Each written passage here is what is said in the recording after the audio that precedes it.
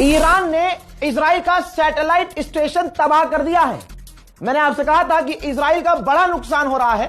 Israel छुपा रहा है, अपने पत्रकारों तक को गिरफ्तार कर रहा है जो अगर कोई वीडियो दिखा रहा है तो। लेकिन यह एक रैंडम वीडियो है, किसी से गलती से बन गया और लीक हो गया, जिससे यह पता चला है कि यह तस्वीर देख लीजिए, ये देखिए, यह सैटेलाइट स्टेशन है, इजराइल का सैटेलाइट स्टेशन है जो ईरान ने हमले में तबाह कर दिया है। यही तो वजह है कि अमेरिका इजराइल बौखला रहे हैं, पूरी ताकत से हमला कर रहे हैं, लेकिन ईरान फिर भी लड़कर जो पलटवार कर रहा है तो इनका यह हाल हो रहा है। हाएला वैली नाम की यह जगह है इजराइल में, जहां पर इजराइल का सैटेलाइट पूरा सेटअप था। इजराइल के उस सेटअप को ईरान ने उड़ा दिया है। ऑस्ट्रेलिया में अभी कुछ दिन पहले मैच हुआ था, फुटबॉल मैच, ईरान की महिला खिलाड़ियों का मैच था। उस वक्त ईरान में प्रदर्शन पीक पर थे और इनको गलतफहमी थी कि भैया रिजीम गिर जाएगी। ईरान की खासकर वो लड़कियां जो अपने स्तन दिखाना चाहती हैं और यूरोपियन और यहां की लड़कियों के जैसे चड्डी में अपने चूतड़ उतड़ सब दिखा के सो कॉल्ड मॉडल बनना चाहती हैं, जो नंगी रहना चाहती हैं, उन्हें हिजाब पसंद नहीं आ रहा था। तो भाई ऐसे में जो मैच हो रहा था ऑस्ट्रेलिया में, तो जो ईरान की महिला खिलाड़ियां थी, मैच के दौरान शुरुआत में जब राष्ट्रगान हुआ तो भाई उन्होंने अपने देश का तराना गुनगुनाया ही नहीं, और यहां तक कि कोच भी मुस्कुरा रही थी। इससे साफ नजर आ रहा था कि ये देश से गद्दारी कर रही हैं। अब भारत का हिंदू समाज और उसका दोगलापन यहां पकड़ लीजिएगा आप आराम से, कि अगर भारत में कोई राष्ट्रगान गाने से इनकार कर दे, यहां तक कि फिल्म देखी जाती है तो पहले राष्ट्रगान चलाया जाता है, अगर कोई राष्ट्रगान पर खड़ा ना हुआ तो उसको गद्दार कह दिया जाता है। हमारे देश की नीति है भाई, ये बिल्कुल जेन्युइन है, सही है। यही चीज वहां हो रही है। ये लड़कियां राष्ट्रगान गाने से इनकार कर देती हैं। तराना ईरान का बज रहा था, लेकिन इन्होंने राष्ट्रगान गाने से इनकार कर दिया, नहीं गाया। अब इनका यह वीडियो इंटरनेशनल मीडिया में वायरल हुआ। ईरान के अंदर प्रदर्शन शुरू हो गया कि भाई हमारे मुल्क में तो गद्दारी हो ही रही है, ये बाहर जाकर भी ये हाल मचा रही हैं, इससे और बेइज्जती हो रही है, इंटरनेशनल लेवल पर बेइज्जती हो रही है। ईरान ने कहा कि हम कार्रवाई करेंगे। अब अमेरिका ने ऑस्ट्रेलिया के प्रधानमंत्री से बात की, ट्रंप ने फिर ट्वीट किया, ये देखो, ट्रूथ पर पोस्ट किया, ट्वीट पर ट्वीट किया उठा के, कहा कि वो खिलाड़ियां, उनको डर था कि ईरान उन्हें मार देगा, इस वजह से हमने बात की है ऑस्ट्रेलिया के प्रधानमंत्री से। ऑस्ट्रेलिया की गवर्नमेंट उन सभी महिला खिलाड़ियों को असाइलम, पॉलिटिकल असाइलम दे रही है, पनाह दे रही है, उन्हें कहीं जाने की जरूरत नहीं है, उनको वहां पनाह दी जाएगी, ठीक। और कहा कि मेरी उनसे बात हुई है, वो डर में है, कुछ लड़कियां वापस ईरान अपने परिवार के पास जाना चाहती हैं क्योंकि अब उनका परिवार भी खतरे में है। तो देखिए दोस्तों, गद्दारी का नतीजा है। लेकिन अगर आप अमेरिका को खुश करने के लिए गद्दारी करें तो अमेरिका आपको दुनिया में कहीं भी जगह दिलवा देता है। लेकिन मेरे दोस्तों याद रखिएगा, ऑस्ट्रेलिया में अगर इनको पनाह मिल भी रही है तो ऑस्ट्रेलिया इनका मुल्क नहीं है। सरकार बदलेगी, सब कुछ चेंज होगा और चूतड़ों पे इनके लात मारी जाएगी। अपना वतन अपना होता है। इस रिपोर्ट को शेयर कर दीजिएगा, भर भर कर इंफॉर्मेशन दे रहा हूं, बहुत बड़ी बड़ी इंफॉर्मेशन। ब्रेकिंग न्यूज एक और दूं आपको, डोनाल्ड ट्रंप एकदम परेशान हो चुका है। ईरान के अधिकारियों ने बताया है और ऑफिशियली जानकारी दी है कि डोनाल्ड ट्रंप अब अड़ोस पड़ोस के देशों से कह रहा है कि ईरान से बात करो। ईरान से कांटेक्ट करने की, हमारे आला अधिकारियों से कांटेक्ट करने की कोशिश ट्रंप कर रहा है, लेकिन हम उनसे बात नहीं कर रहे हैं। और अब डोनाल्ड ट्रंप पड़ोसी देशों से कह रहा है कि ईरान से बातचीत करो। दोस्तों, दो तरह की बातें हैं।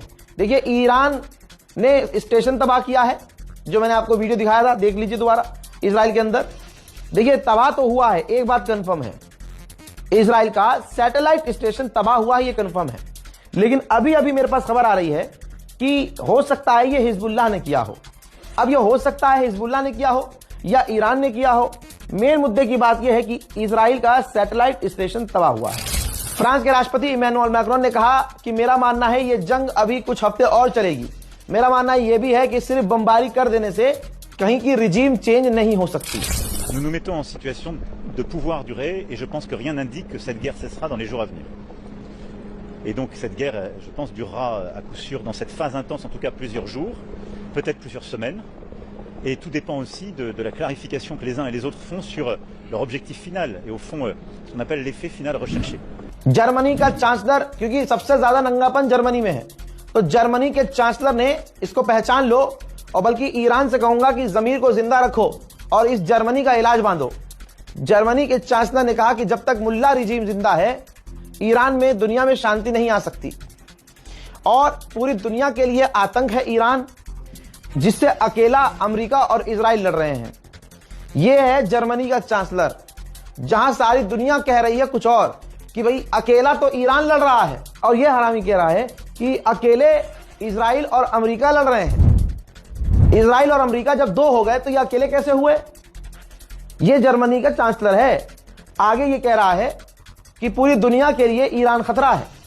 क्या तो ट्रंप भी यही रहा था, लेकिन दुनिया जानती है कि ईरान ने आज तक किसी देश पर कब्जा नहीं किया। कह रहा है कि ईरान दुनिया के लिए खतरा है, जबकि वेनेजुएला पर कब्जा करने वाला अमेरिका है। जर्मनी का चांसलर कह रहा है कि इजराइल कह रहा है कि ईरान खतरा है, जबकि इजराइल ने पूरे फिलिस्तीन की जमीन को कब्जाया हुआ है, पूरा गाजा उसने हड़प लिया है। जर्मनी का चांसलर कह रहा है कि अमेरिका और इजराइल मिलकर लड़ रहे हैं हक की लड़ाई। तो हक की लड़ाई यह है कि इराक का ये तेल पी गए, अफगानिस्तान को तबाह किया और पूरी दुनिया पर ये गुंडागर्दी कर रहे हैं। लेकिन जर्मनी के चांसलर की एप्स्टीन फाइल में जो कुछ वीडियोज हैं उसका असर ये बोल रहा है। मामला इतना गड़बड़ा गया है कि अब क्योंकि सऊदी में या किसी और अरब देश में इतनी हिम्मत नहीं है कि अब जब ईरान इतना पीट चुका है तो हिम्मत ये दिखाएं, और बल्कि जब अमेरिका और इजराइल पिट रहे हो तो अरब हिम्मत कर सकते हैं ईरान पर हमला करने की। तो अमेरिकी सेनेटर बुरी तरह से भड़का है। उसने कहा है कि हमें सऊदी अरब से अपने रिलेशन के बारे में ठीक से सोचना होगा कि इनसे रिश्ते हमें रखने हैं कि नहीं, क्योंकि सऊदी अरब लगातार मना कर रहा है हमारी इस जंग को ज्वाइन करने से, बल्कि सऊदी अरब हमारे साथ मिलकर इस ऑपरेशन को पूरा करना नहीं चाहता। तो दोस्तों, अमेरिका बुरी तरह से भड़का हुआ है और अमेरिका और इजराइल की ही कोशिश है कि ईरान के खिलाफ अरब जंग में उतर जाए। ईरान के ऑफिशियल ने यह तक कह दिया कि अमेरिका इजराइल नहीं समझ पा रहे हैं कि उनकी स्ट्रेटेजी हमारे खिलाफ काम नहीं कर पाएगी और हम लंबी जंग के लिए तैयार हैं। डोनाल्ड ट्रंप ने कहा है कि यह बहुत जल्दी होगी अगर हम ईरान के तेल को सीज करने की बात करें। आजाद याद रखिएगा, ट्रंप और इजराइल के किसी बयान पर भरोसा मत कीजिएगा। मिसाइल चाहे तुर्की पर हिजबुल्लाह ने दागी हो या ईरान ने, खबर कंफर्म है कि तुर्की के अंदर जो तुर्की गवर्नमेंट है उसने ईरान के एम्बेसडर को समन कर लिया है। वहीं में दोस्तों, भारत की मोदी 56 इंच की सरकार ने फादरलैंड से परमिशन ली। परमिशन जो है डोलैंड ने दे दी।